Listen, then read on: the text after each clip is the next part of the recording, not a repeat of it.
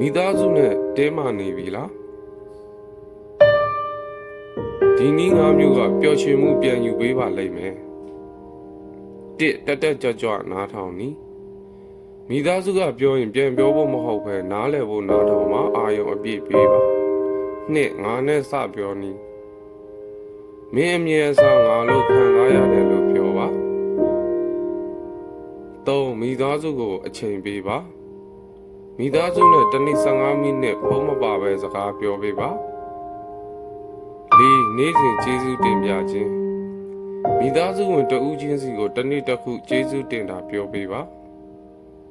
၅မြန်ခွင့်လွှတ်နည်းအညှိုးမထားပါနဲ့ခွင့်လွှတ်ခြင်းကမိသားစုငြိမ်းချမ်းစေပါတယ်မိသားစုအတွက်အပြောင်းလဲသေးသေးလေးတွေကပျော်ရွှင်မှုကြီးကြီးမားမားယူလာလိမ့်မယ်